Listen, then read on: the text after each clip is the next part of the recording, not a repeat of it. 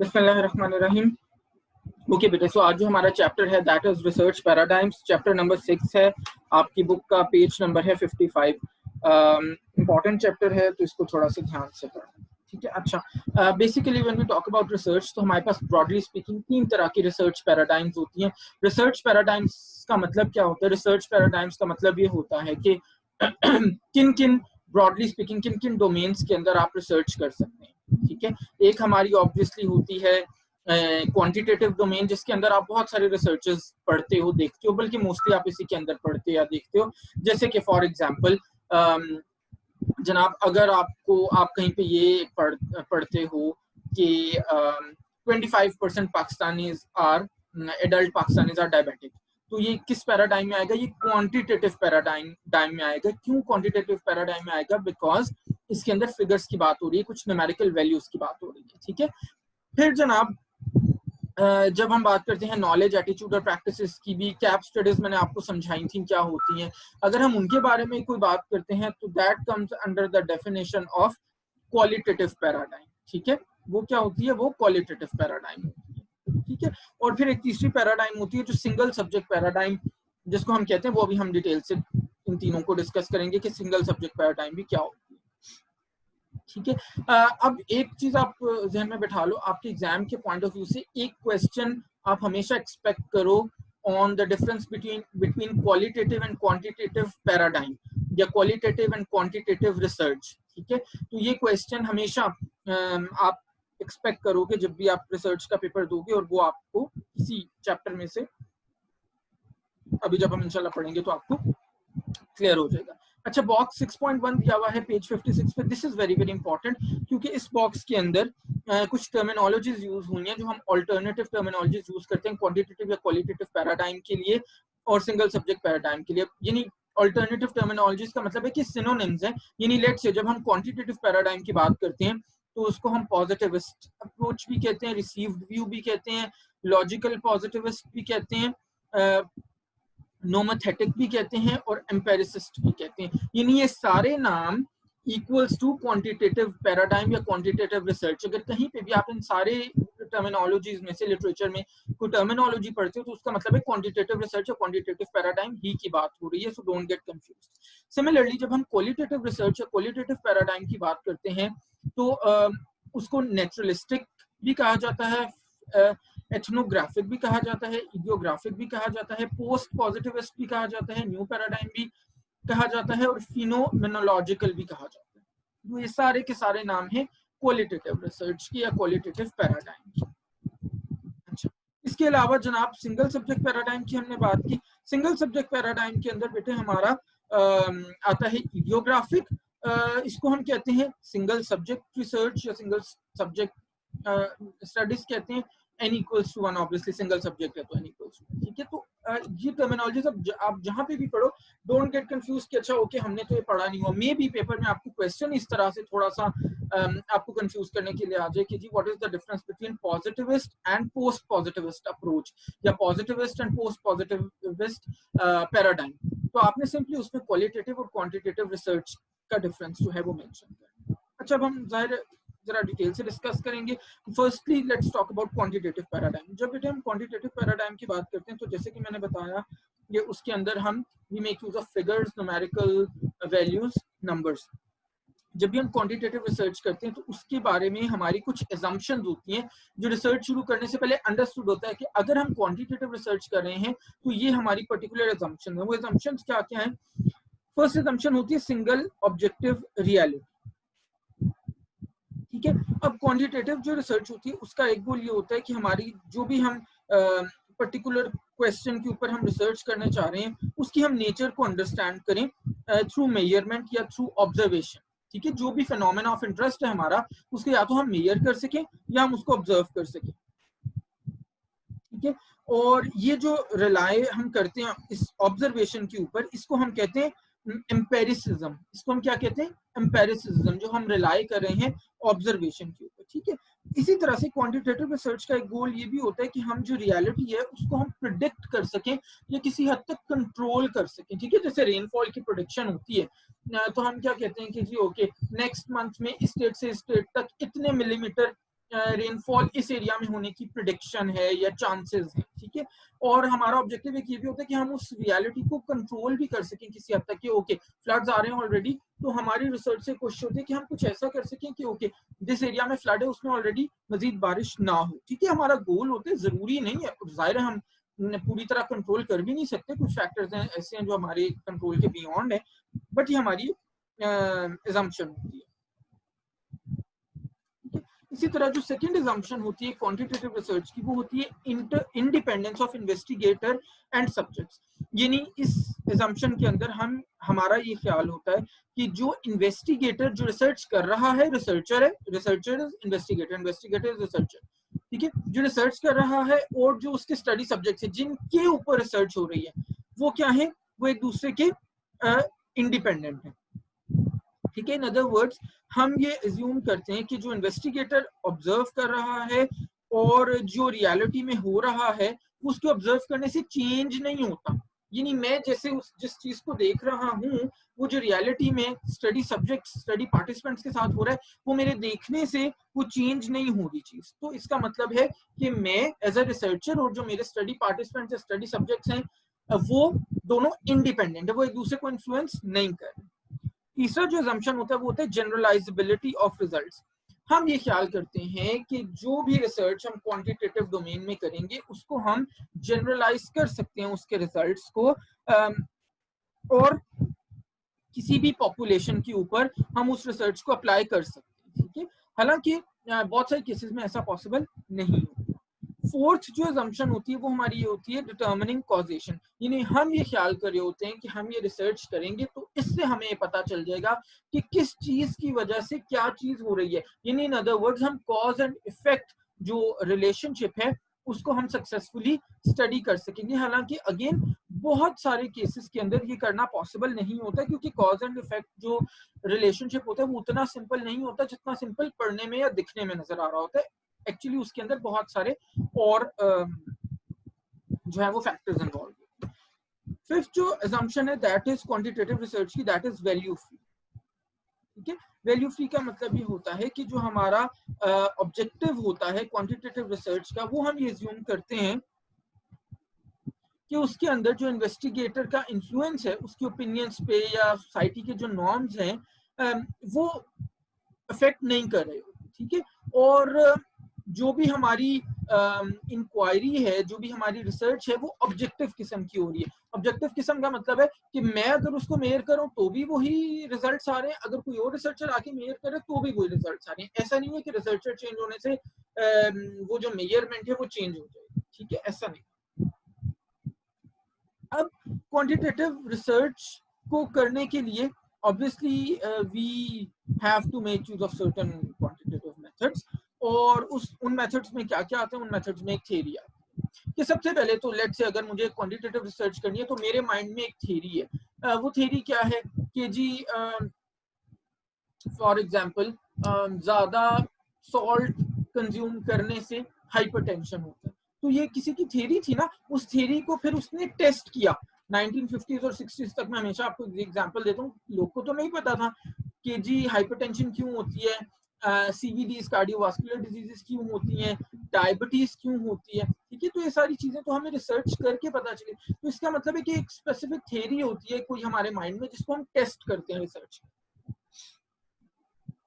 फिर सेकेंडली जो methodological issue है वो होता है सिलेक्शन का।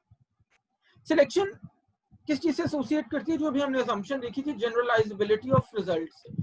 अगर हम ये चाहते हैं कि हमारे रिजल्ट्स जेन्युइनली जनरलाइज हो सकें, हम किसी भी स्टडी पॉपुलेशन पे उनको जनरलाइज कर सकें, तो जो स्टडी पार्टिसिपेंट्स की सिलेक्शन है वो बहुत इंपॉर्टेंट होती है। और स्टडी पार्टिसिपेंट्स को हमने ऐसे सिलेक्ट करना है कि हमारे रिजल्ट्स को हम जेन्युइनली जनरलाइज कर सकें, ठीक है। मिसाल के तौर पे भाई अगर मैंने एक लेट से पूरे इस्लामाबाद में एक रिसर्च करनी है, लेकिन जब मेरे सैंपल सिलेक्शन की बारी आई या स्टडी पार्टिसिपेंट्स को सिलेक्ट करने की बारी आई, तो मैंने भाई क्योंकि आई लिव इन I8, तो मैंने सारे के सारे स्टडी पार्टिसिपेंट्स I8 के चूज कर लिए, क्योंकि भाई यहाँ पे मेरा घर है, यहाँ पे ज्यादातर लोग मेरे जानने वाले हैं, यहाँ पे मुझे डेटा कलेक्ट करना आसान होगा, भाई मैं पैदल ही लोग के घर जाके डेटा कलेक्ट कर सकता हूँ, मुझे लोग फटाफट आसानी से मिल जाएंगे, मुझे ज्यादा चक्कर नहीं लगाने पड़ेंगे, मेरा टाइम ज्यादा वेस्ट नहीं होगा, XYZ so and so.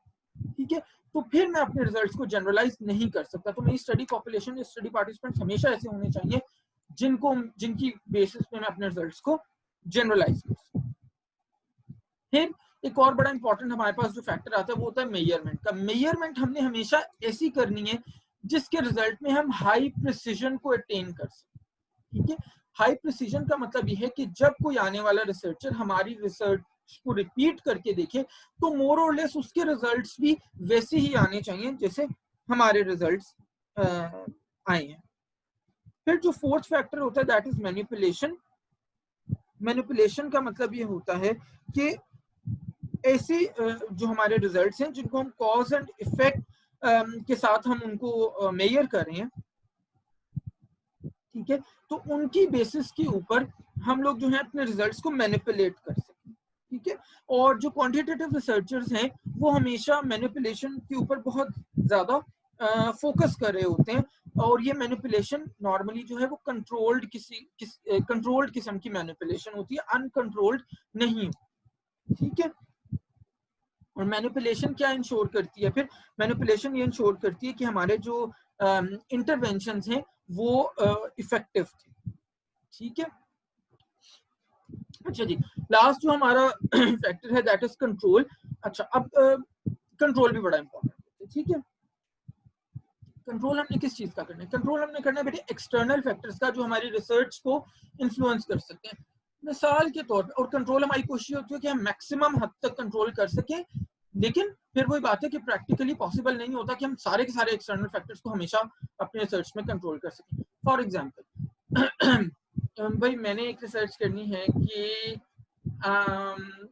Excessive sunshine का क्रॉप ग्रोथ के ऊपर क्या इफेक्ट होता है। एक्सेसिव सनशाइन का क्रॉप ग्रोथ के ऊपर क्या इफेक्ट होता है। अब अगर हम इसके अंदर एक्सटर्नल फैक्टर्स की बात करें, चलो लेट्स से रेनफॉल। रेनफॉल एक एक्सटर्नल फैक्टर है ना, क्या वो हमारे कंट्रोल में है as a researcher? Not really, हम रेनफॉल को कंट्रोल नहीं कर सकते। भाई मैं तो ये देखना चाह रहा हूँ कि जब सनशाइन ज्यादा हो रही है तो क्या क्रॉप की ग्रोथ ज्यादा हो रही है, कम हो रही है, या वैसे की वैसे ही है, या कैसे हो रही है। लेकिन मीनवाइल क्या होता है कि मेरी लेट्स से 3 महीने की रिसर्च है, तो कभी बारिश तेज हो रही है, कभी कम हो रही है, कभी नहीं हो रही, कभी कुछ और हो रहा है। तो इसका मतलब है कि रेनफॉल का भी तो क्रॉप ग्रोथ पे कुछ ना कुछ इफेक्ट होगा ना। अब उस इफेक्ट को तो मैं स्टडी करने में इंटरेस्टेड नहीं था, मैं तो एक्सेसिव सनशाइन का क्रॉप ग्रोथ पे इफेक्ट स्टडी करने में इंटरेस्टेड था। तो इसका मतलब है कि ऐसे फैक्टर्स को जब हम कंट्रोल बहुत ज्यादा नहीं कर सकते तो उनकी वजह से हमारे रिजल्ट्स बहुत डिफरेंट आते।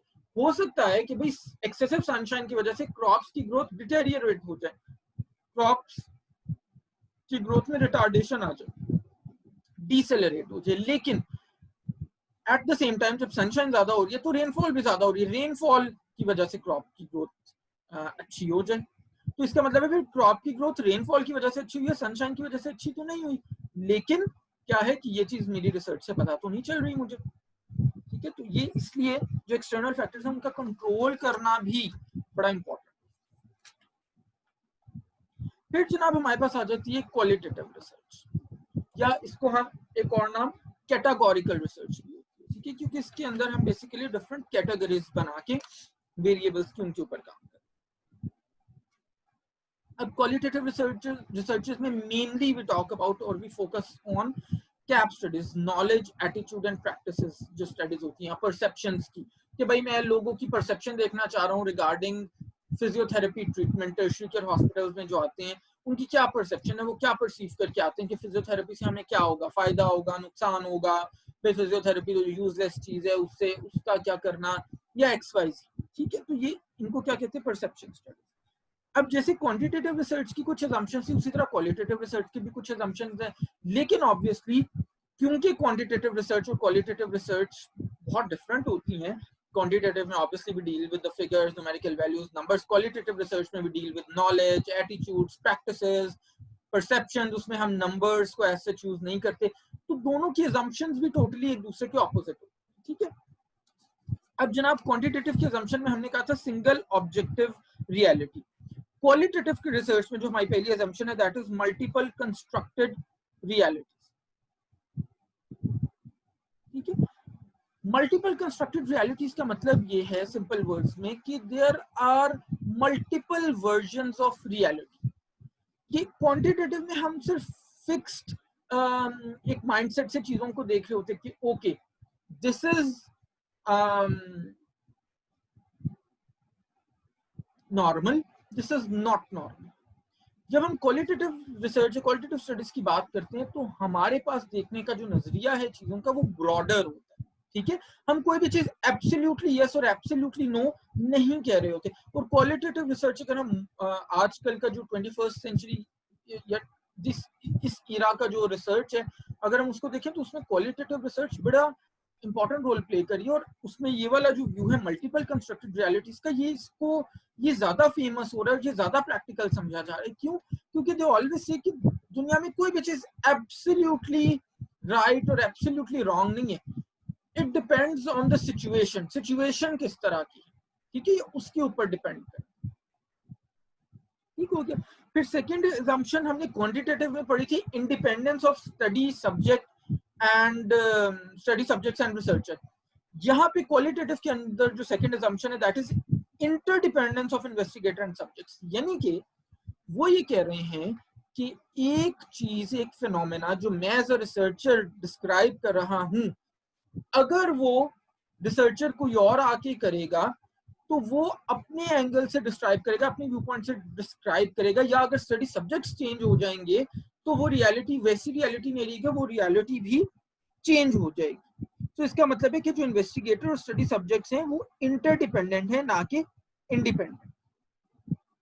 यानी इन सिंपल वर्ड्स, या तो इन्वेस्टिगेटर चेंज हो जाए या स्टडी सब्जेक्ट्स चेंज हो जाए, दोनों के चेंज होने से रियलिटी चेंज हो जाएगी। थर्ड assumption है क्वालिटेटिव रिसर्च के अंदर, उसको हम कहते हैं result specific to time and context. Quantitative research में हमने क्या कहा था, जनरलाइजेबिलिटी ऑफ रिजल्ट्स, कि भाई कहीं पे भी, मैंने अमेरिका में बैठ के भी लैब रिसर्च की है तो वो ऐसी हो कि मैं कहीं पे भी उसको अप्लाई कर सकूं। क्वालिटेटिव रिसर्च के अंदर हम कह रहे हैं कि नहीं भाई, ऐसे नहीं हो। जो भी रिसर्च के रिजल्ट्स हैं वो एक तो टाइम बाउंड है, दूसरा कॉन्टेक्स्ट स्पेसिफिक है। टाइम बाउंड का क्या मतलब है? टाइम बाउंड का मतलब ये है कि भाई आज मैंने एक कम्युनिटी में गया और मैंने लोगों का परसेप्शन चेक किया रिगार्डिंग फैमिली प्लानिंग, ठीक है। 5 साल बाद जब मैं उस कम्युनिटी में जाऊंगा तो लोगों का जो परसेप्शन है रिगार्डिंग फैमिली प्लानिंग हो सकता है वो बहुत हद तक चेंज हो चुका हो। हमारी सोसाइटी में क्या चेंज नहीं आया? 1960s तक या 70s तक तो खवातीन घरों से बाहर निकलना भी उनका बुरा समझा जाता था, लेकिन आज हर उस जगह पे जहाँ पे मेल्स काम करते हैं वहां पे जाके फीमेल्स काम करती हैं, और बहुत सारे एवेन्यूज पे मेल्स से ज्यादा अच्छा काम करती हैं, और खवातीन का घर से बाहर निकलना बुरा नहीं समझा जाता बिल्कुल भी, ठीक है। तो this is just one example. तो कहने का मतलब ये है कि टाइम चेंज होने से रिसर्च के जो रिजल्ट्स हैं वो एप्लीकेबल नहीं रहते। इसका मतलब है हमें फिर वहां पे नई रिसर्च करनी चाहिए। इसी तरह अगर जनाब कॉन्टेक्स्ट स्पेसिफिक की हम बात करें,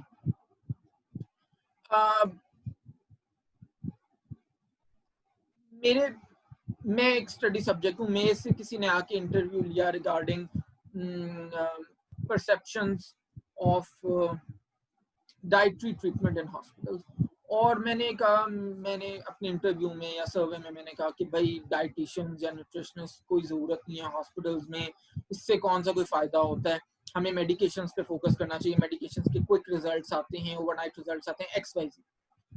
लेट्स से 2 साल बाद मुझे मेरा कोई मेडिकल कंडीशन अगर डायबिटीज आ गई, और डायबिटीज को कंट्रोल करने के लिए मैंने अपनी डाइट थेरेपी ली किसी डाइटिशियन से, और मेरी डायबिटीज सिर्फ डाइट यूज करने से, डाइट को मॉडिफाई करने से बहुत अच्छे से कंट्रोल हो गई। अब मेरा जो परसेप्शन है रिगार्डिंग डाइटिशियन, रिगार्डिंग न्यूट्रिशनिस्ट, यकीनन वो बहुत ज्यादा डिफरेंट हो गया, वो बहुत पॉजिटिव हो गया। अब कोई बंदा मेरे से आके सर्वे करता है, इंटरव्यू करता है, रिसर्च करता है, तो अब तो मैं बड़ी पॉजिटिव अपने व्यूज दूंगा और बड़ी अच्छी अच्छी बातें कहूंगा। तो इसका मतलब है कि कॉन्टेक्स्ट स्पेसिफिक, पहले कॉन्टेक्स्ट और था तो मेरी ओपिनियन और थी, अब कॉन्टेक्स्ट और है तो मेरी ओपिनियन और होगी। तो इसका मतलब है क्वालिटेटिव रिसर्च हमेशा टाइम और कॉन्टेक्स्ट स्पेसिफिक है। assumption नंबर 4, क्वांटिटेटिव में हमने कहा था कि भाई वहां पे डिटर्मिनिंग कॉजेशन हमारी अजम्पशन होती है। यहाँ पे क्वालिटेटिव में हम कहते हैं कि नो कॉजेशन। नो कॉजेशन का मतलब क्या है? नो कॉजेशन का सिंपल सा मतलब ये है कि क्वालिटेटिव रिसर्च में हम कॉज और इफेक्ट को डिफरेंशिएट नहीं कर सकते। हम ये पता नहीं लगा सकते कि किस चीज की वजह से क्या चीज हो रही है। ठीक है, स्मोकिंग करने से लंग कैंसर हो रहा है या लंग कैंसर जिसको होता है वो स्मोकिंग स्टार्ट करता है, ये हम क्वांटिटेटिव रिसर्च से पता लगा सकते हैं, हम क्वालिटेटिव रिसर्च से पता नहीं लगा सकते। फिर क्वांटिटेटिव रिसर्च में हमने कहा था वैल्यू फ्री, फिफ्थ अजम्पशन। यहां पे हम कह रहे हैं वैल्यू लेडन या वैल्यू बाउंड। ठीक है, तो वैल्यू बाउंड का मतलब ये है कि जिस तरह से क्वेश्चंस हम स्टडी पार्टिसिपेंट से पूछते हैं,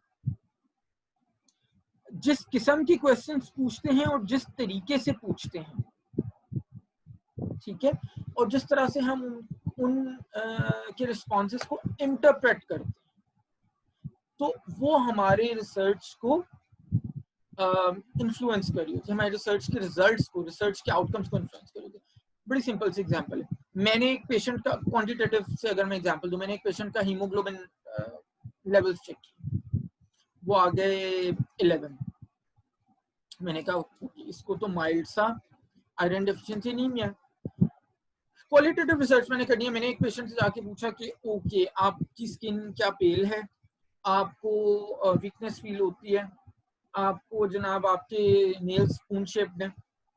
ठीक है, मुझसे रिसर्चर ने पूछा भी पेल स्किन क्या होती है, मैंने कहा भाई जब येलो येलो कलर होता है तो वो पेल स्किन होती है। एक और रिसर्चर ने जाके सेम क्वेश्चंस किए, उससे पार्ट स्टडी सब्जेक्ट ने पूछा पेल स्किन क्या होती है, उसने कहा कि जी जब आपकी स्किन की ब्राइटनेस खत्म हो जाती है तो उसको कहते हैं स्किन। तो दोनों रिसर्चर्स ने, क्योंकि स्किन पेलर की डेफिनेशन डिफरेंट बताई है, समझाने का तरीका डिफरेंट था, तो स्टडी पार्टिसिपेंट्स का भी मोस्ट प्रोबेबली जो आंसर है वो उसके अकॉर्डिंगली डिफर कर जाए। ठीक हो गया, तो इसको हम कहते हैं वैल्यू लेडन या वैल्यू बाउंड। अब क्वालिटेटिव मेथड्स के अंदर भी हम उसी तरह से थियरी होती है, सिलेक्शन होती है, मेजरमेंट होती है, मैनिपुलेशन होती है और कंट्रोल होता है। तो ये बिल्कुल उसी तरह से है जिस तरह से हम क्वांटिटेटिव के अंदर हम करते हैं, लेकिन इनके वेज में, इनको सिलेक्ट करने में डिफरेंस होता है। ठीक है, जैसे फॉर एग्जांपल अगर हम थ्योरी की बात करें, तो जब हम क्वालिटेटिव रिसर्च में थ्योरी कंस्ट्रक्ट करते हैं तो वहां पे रिसर्चर्स जो हैं वो मल्टीपल कंस्ट्रक्टेड थ्योरीज बनाते हैं। क्वांटिटेटिव में रिसर्चर सिर्फ एक थ्योरी बना रहा है। ठीक है, सिंगल सब्जेक्ट जो हम उसको कह रहे थे, सिंगल ऑब्जेक्टिव रियलिटी जो हम उसको कह रहे थे, not subject, single objective reality. यहाँ पे मल्टीपल कंस्ट्रक्टेड रियलिटीज बन रही है। इसी तरह जब हम सिलेक्शन की बात करते हैं, तो जब हम क्वांटिटेटिव में सिलेक्ट करें तो हम ये कहते हैं हम ऐसे लोग को सिलेक्ट करें जो हमारे रिजल्ट्स को जनरलाइज करने में हेल्प कर सकें। जब हम क्वालिटेटिव के लिए पार्टिसिपेंट्स को सिलेक्ट करते हैं तो हम ऐसे लोग को सिलेक्ट करते हैं जो हमारे ख्याल से हमारे क्वेश्चंस के ऊपर सबसे अच्छी इनसाइट दे सकें, सबसे अच्छा रिस्पॉन्स दे सकें। यहाँ पे जनरलाइजेबिलिटी हमारा ऑब्जेक्टिव नहीं होता। ठीक है, थर्ड मेजरमेंट। क्वांटिटेटिव में जब हम मेजरमेंट कर रहे थे तो जनाब हम हमेशा यूज करते हैं केमिकल्स को, इंस्ट्रूमेंट्स को, इक्विपमेंट को, लैब को, जिसमें हमें फिगर्स, नंबर्स मिले। जब हम क्वालिटेटिव रिसर्च में हम मेजरमेंट यूज करते हैं तो हमारा इंस्ट्रूमेंट क्या होता है? ह्यूमन। भाई नॉलेज किसी का मैं किसी मशीन से तो नहीं चेक कर सकता ना, एटीट्यूड कोई इक्विपमेंट तो नहीं मेजर करके मुझे बताएगा ना कि फैमिली प्लानिंग के बारे में इस बंदे का क्या एटीट्यूड है। मशीन में बंदे को डाल दो और मशीन रिजल्ट देती है जी इस बंदे का ये attitude. Not possible. Practices machine, equipment, chemical, lab तो नहीं टेस्ट कर सकती। परसेप्शंस। तो इस तरह से मेजरमेंट, यहाँ पे जो क्वालिटेटिव में हमारा मेजरमेंट है वो ह्यूमन हमारा सब्जेक्ट। फिर इसी तरह से मैनिपुलेशन। इसके अंदर जो मैनिपुलेशन आती है वो बेसिकली उस तरीके से आती है जिस तरीके से रिसर्चर और स्टडी सब्जेक्ट अपनी व्यूज एक्सचेंज करते हैं, ठीक है। लास्टली कंट्रोल,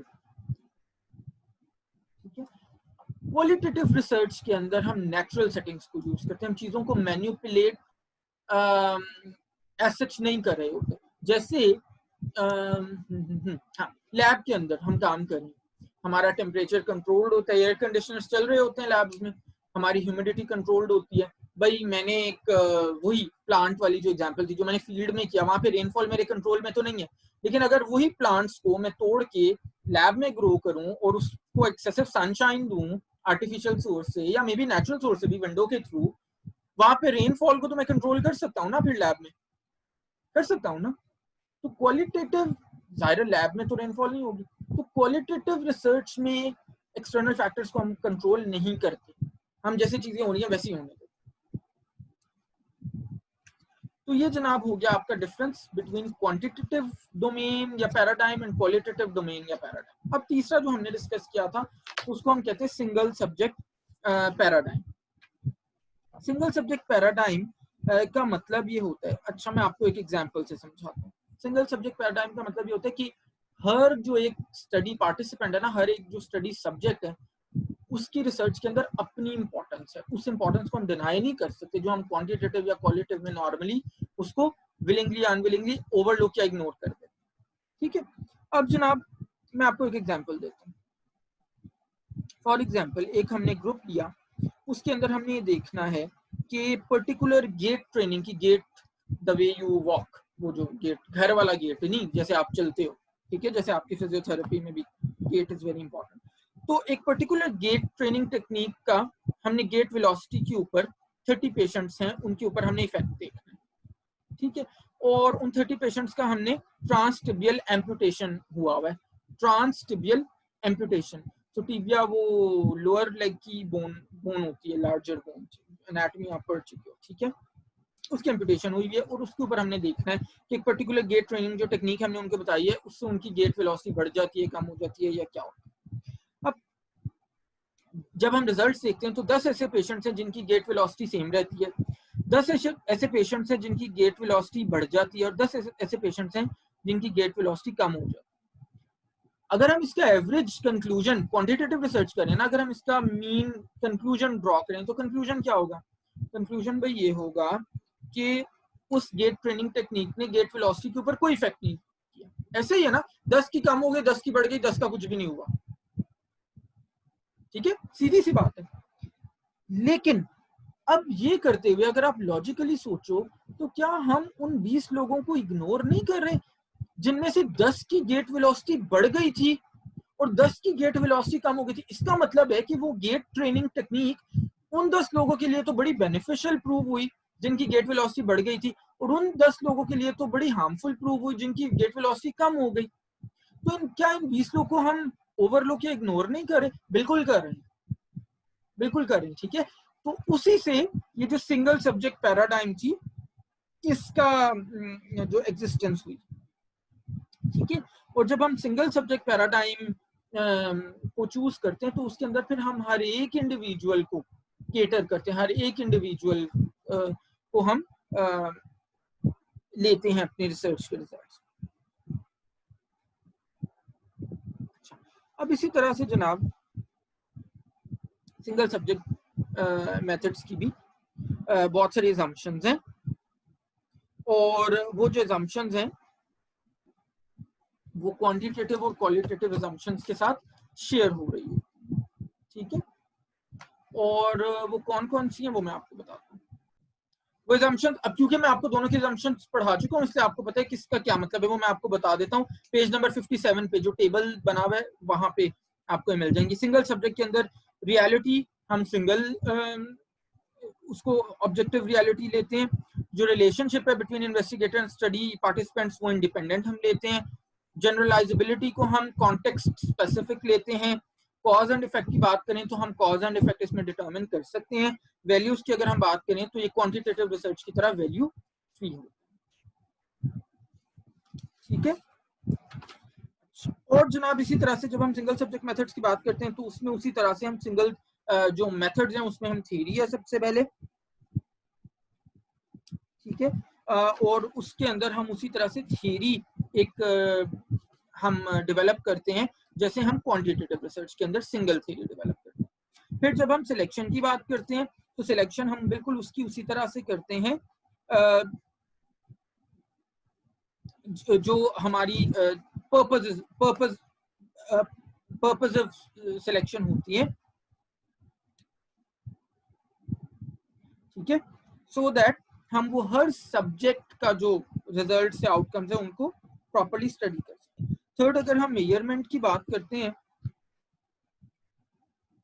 ठीक है, तो इसके अंदर हम सिंगल सब्जेक्ट्स की जो रिपीटेड मेजरमेंट्स यानी बेसलाइन पे लेट से 30 डेज बाद, 60 डेज बाद, 90 डेज बाद हम वो लेते हैं और उसको हम कंपेयर कर रहे हो।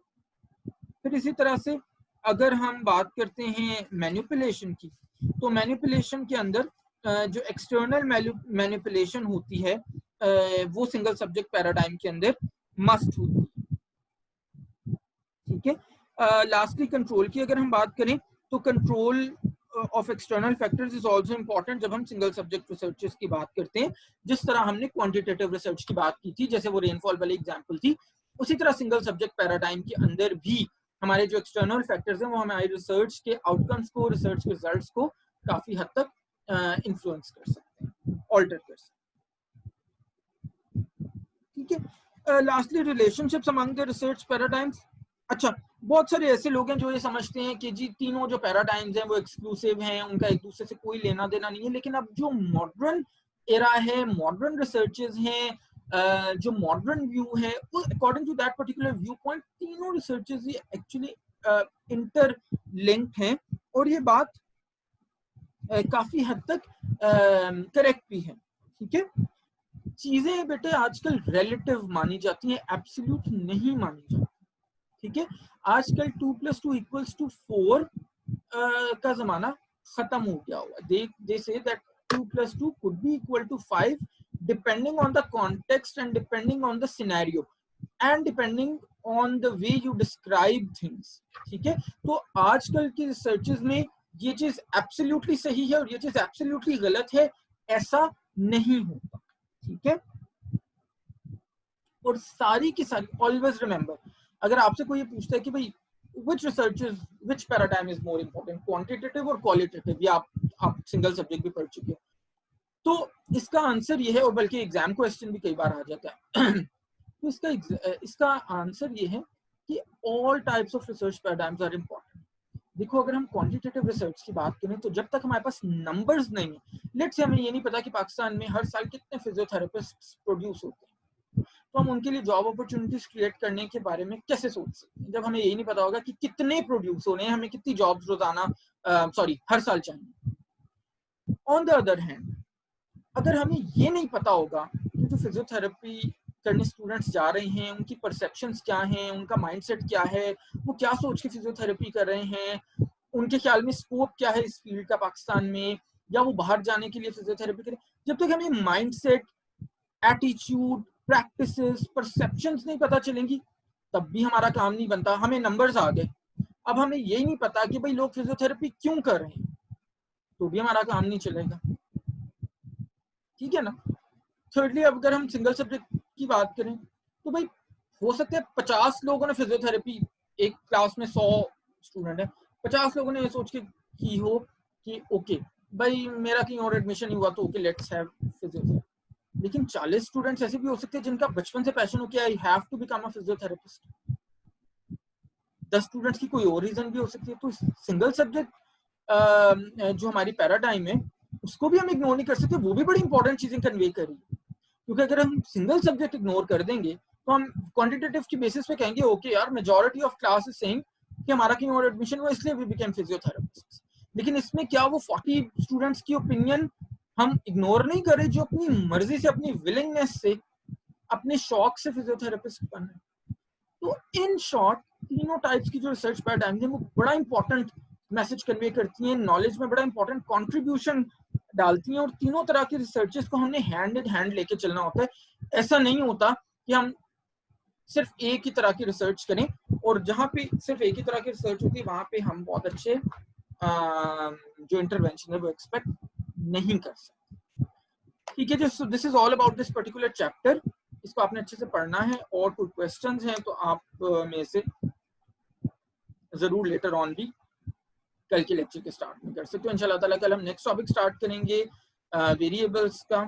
अंटिल देन अल्लाह।